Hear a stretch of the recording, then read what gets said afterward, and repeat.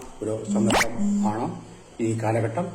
ആ കാലഘട്ടത്തിലാണ് അമേരിക്കയിൽ അടിമത്തത്തിനെതിരെയുള്ള പോരാട്ടം ശക്തമായിട്ട് നടക്കുന്നത് എന്ന് അദ്ദേഹം വിലയിരുത്തുന്നു. ഏകദേശം 1861 മുതൽ 1865 വരെ 4 വർഷത്തോളം നീണ്ടുനിന്ന വലിയൊരു അഭ്യന്തര കലാപം അമേരിക്കൻ നാടുകളിലുണ്ടായി. അമേരിക്കൻ നാടുകളിൽ ഏകദേശം 40 ലക്ഷത്തോളം അടിമകൾ ഉണ്ടായിരുന്നു എന്നാണ് പറയപ്പെടുന്നത്.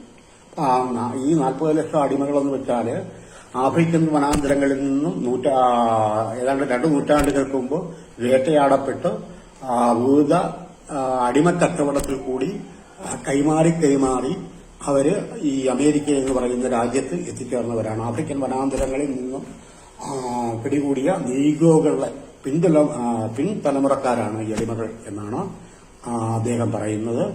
അവരുടെ പൗരാവകാശങ്ങൾക്ക് വേണ്ടി അമേരിക്കയിൽ നടന്നിട്ടുള്ള പോരാട്ടങ്ങളെ കുറിച്ച് അദ്ദേഹം ഒരു ചെറിയ വിവരണം ഈ അധ്യായത്തിൽ നൽകുന്നുണ്ട്. അതായത് ഏകദേശം 5.5 ലക്ഷത്തോളം പേര് അവിടുത്തെ അഭ്യന്തര കലാപത്തിൽ കൊല്ലപ്പെട്ടു എന്നാണ് പറയുന്നത്. അടിമത്തത്തിനെതിരെയുള്ള പോരാട്ടങ്ങൾക്ക് അവിടെ നേതൃത്വം കൊടുത്തത് ആദ്യ കാലയളവിൽ അമേരിക്കയുടെ മുൻ പ്രസിഡന്റ് കൂടിയായിരുന്ന ലോകത്തിലെ അടിമത്ത വിരുദ്ധ പോരാട്ടങ്ങൾക്ക് അതിന്റെ ഒരു ചാലകശക്തിയായിട്ട് ആദ്യകാലങ്ങളിൽ പ്രവർത്തിച്ച മഹാനായിട്ടുള്ള എബ്രഹാം ലിങ്കണാണ്. ആ എബ്രഹാം ലിങ്കൺ നടത്തിയിട്ടുള്ള ആ അടിമത്ത വ്യവസ്ഥയ്ക്കെതിരെയുള്ള പോരാട്ടങ്ങളെക്കുറിച്ച് അദ്ദേഹം സൂചിപ്പിക്കുന്നു. അദ്ദേഹത്തിന് അനുഭവിക്കേണ്ടി വന്ന കഷ്ടപ്പാടുകളും ഒക്കെ അദ്ദേഹം ഹ്രസ്വമായിട്ട് സൂചിപ്പിക്കുന്നുണ്ട്. എന്നാൽ ഈ അടിമത്ത വിളംബരം അടിമത്തത്തിൽ നിന്നുള്ള മോചനം നേടിക്കൊണ്ടുള്ള അടിമത്ത വിരുദ്ധ പ്രഖ്യാപനം എബ്രഹാം ലിങ്കൺ നടത്തി അധികം താമസിയാതെ ഏതാനും ദിവസങ്ങൾ കഴിയുന്നതിന് മുമ്പ് തന്നെ എബ്രഹാം ലിങ്കനെ ഒരു വർണ്ണാവെറിയനായിട്ടുള്ള ഒരു വ്യക്തിയുടെ തോക്കിനിരയായിട്ട് എബ്രഹാം ലിങ്കൺ ഈ ലോകത്തോട് വിട പറഞ്ഞ കാര്യം അദ്ദേഹം സൂചിപ്പിക്കുന്നു. പിന്നീട് ഏകദേശം അമേരിക്കയിൽ പിന്നീട് ഈ അടിമത്തം പേരിന് അവസാനിച്ചെങ്കിൽ തന്നെയും പൊതുവിടങ്ങളിലും അതുപോലെ തന്നെ വിദ്യാഭ്യാസ സ്ഥാപനങ്ങളിലും അതുപോലെ തന്നെ വാഹനങ്ങളിലും എല്ലാം തന്നെ ഈ അടിമത്ത വ്യവസ്ഥിതി നിലവിലിരുന്നു. ഇപ്പോൾ ഈ അടുത്ത സമയത്ത് തന്നെ നമ്മൾ മാധ്യമങ്ങളിൽ കൂടി അങ്ങനെയുള്ള കാര്യങ്ങളെക്കുറിച്ച് ലോകം മുഴുവൻ ചർച്ച ചെയ്തൊരു സമയം ഈ 4-5 മാസങ്ങൾക്ക് മുമ്പുണ്ടായി എന്നുള്ളത് നിങ്ങളെല്ലാം ഓർക്കുന്ന കാര്യമാണ്. പിന്നീടുണ്ടായ വർണ്ണവിവേചനങ്ങൾക്കെതിരെയുള്ള പോരാട്ടങ്ങൾക്ക് അമേരിക്കയിൽ നേതൃത്വം കൊടുത്തത് മാർട്ടിൻ ലൂതർ കിങ് എന്ന് പറയുന്ന വ്യക്തിയാണ്. നിങ്ങൾക്കറിയാം, ഒരു നീഗ്രോ പുരോഹിതനായിരുന്നു അദ്ദേഹത്തിന്റെ നേതൃത്വത്തിൽ ഏകദേശം 1963 ആഗസ്റ്റ് മാസത്തില് വാഷിംഗ്ടണിൽ ഏകദേശം ലക്ഷക്കണക്കിന് പേര് പങ്കെടുക്കുന്ന ഒരു വലിയ പ്രകടനം നടന്നു എഴുതിയ ഒരു അടിമത്ത വിരുദ്ധ പോരാട്ടം, പൗരാവകാശങ്ങൾക്ക് വേണ്ടി, ജനാധിപത്യ അവകാശങ്ങൾക്ക് വേണ്ടിയുള്ള വലിയൊരു പോരാട്ടം അമേരിക്കയുടെ മണ്ണിൽ നടന്നു. ആ സന്ദർഭത്തിൽ അദ്ദേഹം നടത്തിയിട്ടുള്ള പ്രസംഗങ്ങളെല്ലാം തന്നെ ഫേമസ് ആണ്. മാർട്ടിൻ ലൂതർ കിങ്ങിന്റെ ലോക ചരിത്രത്തിൽ തന്നെ അടിമകളുടെ വിമോചനത്തിന് വേണ്ടി അദ്ദേഹം നടത്തിയിട്ടുള്ള സുപ്രസിദ്ധമായിട്ടുള്ള പ്രസംഗങ്ങൾ ഒക്കെ തന്നെ നമ്മൾ മാധ്യമങ്ങളിൽ കൂടിയൊക്കെ വായിക്കുകയും പുസ്തകങ്ങളിൽ കൂടി അറിഞ്ഞിട്ടുള്ളതാണ്. അപ്പൊ അങ്ങനെയുള്ള പോരാട്ടം നടത്തിയിട്ടുള്ള മാർട്ടിൻ ലൂതർ കിങ്ങിനും അവസാനം അദ്ദേഹത്തിനോടൊപ്പം പ്രവർത്തിച്ച റതബ് ബുൻഡി എന്ന് പറയുന്ന സഹപ്രവർത്തകനും അദ്ദേഹത്തിന് വലിയ കൂട്ടായിട്ടുള്ള ഒരു സഹപ്രവർത്തകനായിരുന്നു. അങ്ങനെയുള്ള വലിയ പോരാട്ടങ്ങൾ നടത്തുകയും കോടതി വിധി ഉണ്ടായി. അടിമത്തത്തിനെതിരെയുള്ള ഈ പൗരാവകാശ ധ്വംസനങ്ങൾക്കെതിരെയുള്ള കോടതി വിധി ഉണ്ടായെങ്കിൽ തന്നെയും അധികം താമസിയാതെ തന്നെ 1968 ഈ മാർട്ടിൻ ലൂതർ കിങ്ങും ഈ വർണ്ണവരിയന്മാരുടെ അല്ലെങ്കിൽ അവരുടെ വെള്ളക്കാരായിട്ടുള്ള ആളുകളുടെ കൈകളാൽ തന്നെ കൊല ചെയ്യപ്പെട്ടു എന്നുള്ളതാണ് യാഥാർത്ഥ്യം. അങ്ങനെ ലോക ചരിത്രത്തിൽ ഈ അടിമത്ത വിരുദ്ധ പ്രസ്ഥാനങ്ങളും അതുമായിട്ട് ബന്ധപ്പെട്ട പോരാട്ടങ്ങളും എല്ലാം തന്നെ ലോക ചരിത്രത്തിന്റെ തന്നെ ഭാഗമാണ് എന്ന് സമർത്ഥിക്കുവാൻ വേണ്ടിയാണ് പ്രൊഫസർ എസ് കൊച്ചുകുഞ്ഞ് സാറ് ഈ 1-ാം അധ്യായത്തിന്റെ ആദ്യ ഭാഗങ്ങളിൽ കൂടി ശ്രമിക്കുന്നത്. പിന്നീട് അദ്ദേഹം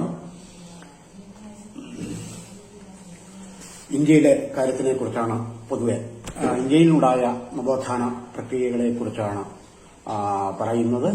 ബ്രിട്ടീഷ് ഭരണപ്രദേശങ്ങൾ ഏകദേശം 100-കണക്കിന് നാട്ടുരാജ്യങ്ങൾ ചേർന്ന ഒരു പ്രദേശമായിരുന്നു നമ്മുടെ ഇന്ത്യ എന്ന് പറയുന്ന സ്വാതന്ത്ര്യത്തിന് മുമ്പ്. 100-ൽ എന്നാണ് ഈ പറയുന്നെങ്കിൽ 500-ൽ നാട്ടുരാജ്യങ്ങളുടെ സംയോജനത്തെക്കുറിച്ചൊക്കെ നമ്മൾ പറയുകയും കേൾക്കുകയും പഠിക്കുകയൊക്കെ ചെയ്തിട്ടുള്ളതാണ്. അപ്പം ധാരാളം നാട്ടുരാജ്യങ്ങൾ ചേർന്ന പ്രദേശങ്ങളായിരുന്നു ഇന്ത്യയിൽ. വിവിധ നാട്ടുരാജ്യങ്ങളിൽ അധസ്ഥിത വർഗ നവോത്ഥാന പ്രക്രിയകൾ രാജ്യത്തിന്റെ വിവിധ ഭാഗങ്ങളിൽ ഈ കാലയളവിൽ തന്നെ ഉണ്ടായിട്ടുണ്ട്. മഹാരാഷ്ട്ര, മധ്യപ്രദേശ്, ഉത്തർപ്രദേശ്, ഈ കൊച്ചു കേരളം, രാജസ്ഥാൻ തുടങ്ങിയ സ്ഥലങ്ങളിലെല്ലാം തന്നെ സ്വയം പരിഷ്കരണത്തിന്റെ ആവശ്യകതയെക്കുറിച്ച് അധസ്ഥിത വർഗ വിഭാഗങ്ങളെ ബോധ്യപ്പെടുത്തുന്ന ധാരാളം ശ്രമങ്ങൾ രാജ്യത്തിന്റെ വിവിധ ഭാഗങ്ങൾ, കേരളമായാലും തമിഴ്നാടായാലും പശ്ചിമബംഗാളായാലും മഹാരാഷ്ട്രയായാലും മധ്യപ്രദേശായാലും ആന്ധ്രാപ്രദേശായാലും അവിടെയൊക്കെ തന്നെ ഇങ്ങനെയുള്ള നവോത്ഥാന ശ്രമങ്ങളും സാമൂഹ്യ പരിഷ്കരണ പ്രസ്ഥാനങ്ങൾ, സ്വയം പരിഷ്കരണത്തിന്റെ ആവശ്യകത ജനങ്ങളെ ബോധ്യപ്പെടുത്തുന്ന ധാരാളം സംഭവങ്ങൾ, ധാരാളം പ്രസ്ഥാനങ്ങളും അതിനുവേണ്ടിയുള്ള ധാരാളം വ്യക്തികൾ അങ്ങനെയുള്ള നവോത്ഥാന ശ്രമങ്ങൾ നടത്തിയിട്ടുണ്ട്. അതിന്റെ ചില ഉദാഹരണങ്ങളാണ് ഈ അദ്ദേഹം പ്രൊഫസർ എസ് കൊച്ചുണ്ണി സാർ ഈ പുസ്തകത്തിൽ കൂടി നമ്മളോട് പറയുവാൻ ശ്രമിക്കുന്നത്. നമ്മളെല്ലാം കേട്ടിട്ടുണ്ട് രാജാറാം മോഹൻ റായിയെ കുറിച്ച്. കേരള ചരിത്രം അല്ലെങ്കിൽ ഇന്ത്യയുടെ നവോത്ഥാന സംഭവങ്ങളെക്കുറിച്ച് നമ്മൾ പ്രതിപാദിക്കുമ്പോൾ നമ്മൾ പാഠപുസ്തകങ്ങളിൽ കൂടി നമ്മൾ മനസ്സിലാക്കിയിട്ടുള്ള പ്രധാനപ്പെട്ട വ്യക്തിത്വങ്ങളാണ് രാജാറാം മോഹൻ റായ്, അതുപോലെ തന്നെ ദയാനന്ദ സരസ്വതി.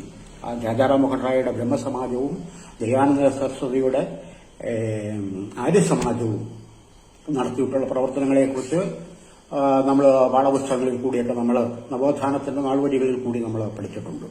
അപ്പൊ അദ്ദേഹം കൊച്ചുണ്ണി സാറ് പറയുന്ന വളരെ പ്രധാനപ്പെട്ട ഒരു കാര്യം, ഈ നവോത്ഥാന പ്രസ്ഥാനങ്ങൾ രാജാറാം മോഹൻ റായും ഈ ദയാനന്ദ സരസ്വതിയൊക്കെ നടത്തിയ നവോത്ഥാന ശ്രമങ്ങൾക്ക് നടത്തിയ ആ കാലയളവിലും എന്തിന് ഒരുപക്ഷെ അതിനു മുമ്പ് വരെ ഈ ദലിത് നവോത്ഥാന പ്രസ്ഥാനങ്ങൾ ഇന്ത്യ മുഴുവൻ ഉണ്ടായി എന്നാണ് അദ്ദേഹം ഉദാഹരണ സഹിതം വ്യക്തമാക്കുന്നത്. ഉദാഹരണത്തിന് അദ്ദേഹം പറയുന്ന 1928 ബ്രഹ്മസമാജം സ്ഥാപിതമായത് എന്നാണ് അദ്ദേഹം പറയുന്നത്. എന്നാൽ അതിനു മുമ്പ് തന്നെ ഈ പിന്നോക്ക വിഭാഗങ്ങളിലെ മോചനത്തിന് വേണ്ടി, അവരെ പരിഷ്കരിക്കുന്നതിന് വേണ്ടി, അവർക്ക് പൗരാവകാശങ്ങളെ ബോധ്യപ്പെടുത്തി കൊടുക്കുന്നതിന് വേണ്ടിയുള്ള ധാരാളം സംഘടനകളും പ്രസ്ഥാനങ്ങളും ധാരാളം വ്യക്തികളും ഉണ്ടായിരുന്നു എന്ന് അദ്ദേഹം സമർത്ഥിക്കുകയാണ് ഈ പുസ്തകത്തിൽ. അതിനുദാഹരണമായിട്ട് രാജാറാം മോഹൻ റായ് ജനിക്കുന്നതിന് മുമ്പ് തന്നെ 46 കൊല്ലങ്ങൾക്ക് മുമ്പ് ഗുരു രാംദാസ് എന്ന് പറയുന്ന വ്യക്തി, അദ്ദേഹം രാജസ്ഥാൻകാരനായിരുന്നു. രാജസ്ഥാനിലെ ശീതൾ എന്ന് പറയുന്ന ഗ്രാമത്തിൽ ജീവിച്ചിരുന്ന 1726 മുതൽ 98 വരെ ജീവിച്ചിരുന്ന ഗുരു രാംദാസ് എന്ന് പറയുന്ന വ്യക്തിയാണ്. ഒരു സാമൂഹ്യ പരിഷ്കർത്താവാണ്. ഈ അധസ്ഥിത വർഗങ്ങളെ സംഘടിപ്പിക്കുന്ന ഒരു പ്രമുഖ സംഘടന ആദ്യകാലങ്ങളിൽ അദ്ദേഹം രൂപീകരിച്ചു. ആ സംഘടനയുടെ പേര് രാംദിയോ പാർട്ട് എന്നായിരുന്നു. ഗുരു രാംദാസ് രൂപീകരിച്ച ആ സംഘടന രാംദിയോ പാർട്ട് എന്നാണ് അറിയപ്പെടുന്നത്. അത് വർണ്ണവ്യവസ്ഥയെ ചോദ്യം ചെയ്യുന്ന ഒരു സംഘടനയായിട്ട് ദളിത് വിഭാഗത്തിന്റെ മോചനത്തിനു വേണ്ടി ആദ്യകാലങ്ങളിൽ പ്രവർത്തിച്ച ഗുരു രാംദാസ് രൂപീകരിച്ച രാംദിയോ പാർട്ട് എന്ന് പറയുന്ന പ്രസ്ഥാനമാണ്.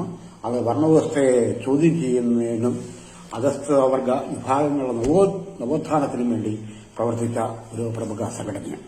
അതുപോലെ തന്നെ മധ്യപ്രദേശില് ഈ കാലയളവിൽ 1756 ജനിച്ച ഗുരു ഘാസിദാസ് എന്ന് പറയുന്ന ഒരു വ്യക്തി രൂപീകരിച്ച സത്നാമി പാർട്ട് എന്ന് പറയുന്ന പ്രസ്ഥാനം.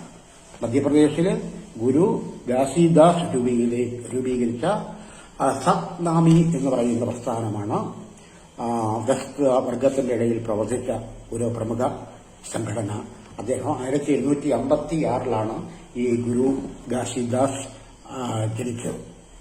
അതിന്റെയും ലക്ഷ്യം അധസ്ഥിത വർഗ വിഭാഗങ്ങളുടെ നവോത്ഥാനമായിരുന്നു. വിഗ്രഹ ആരാധനയ്ക്കെതിരെയുള്ള സമരങ്ങള്, മത്സ്യമാംസാദികള് വർജിക്കണമെന്നുള്ള ആഹ്വാനം, മദ്യം ഉപേക്ഷിക്കണം, പക്ഷിമൃഗാദികളോടും മറ്റുള്ള മനുഷ്യരോടും എല്ലാം സ്നേഹത്തോടുകൂടി പെരുമാറണം എന്നുള്ള ഒരു സന്ദേശം പുറപ്പെടുവിച്ച ഗുരു ഘാസിദാസിന്റെ സത്നാമി പ്രസ്ഥാനവും ആ കാലയളവിൽ അധസ്ഥിത വർഗ വിഭാഗങ്ങളിലെ സാമൂഹ്യപരമായിട്ടുള്ള പുരോഗതിക്ക്, സാംസ്കാരികപരമായിട്ടുള്ള പുരോഗതിക്ക് വേണ്ടി പ്രവർത്തിച്ചിട്ടുള്ള ഒരു സംഘടനയാണ് എന്ന് അദ്ദേഹം പറയുന്നു. അതുപോലെ തന്നെ ഈ കാലയളവിൽ രാജസ്ഥാൻ എന്ന് പറയുന്ന സംസ്ഥാനത്ത്, നമ്മളിപ്പം നേരത്തെ സൂചിപ്പിച്ചത് മധ്യപ്രദേശിലെയും രാജസ്ഥാനിലെയും കാര്യം പറഞ്ഞു. അതുപോലെ തന്നെ രാജസ്ഥാനിൽ മറ്റൊരു സാമൂഹ്യ പരിഷ്കർത്താവായ നവൽ സാഹിബ് എന്ന് പറയുന്ന വ്യക്തി രൂപീകരിച്ച നവൽ ധർമ്മ പ്രസ്ഥാനം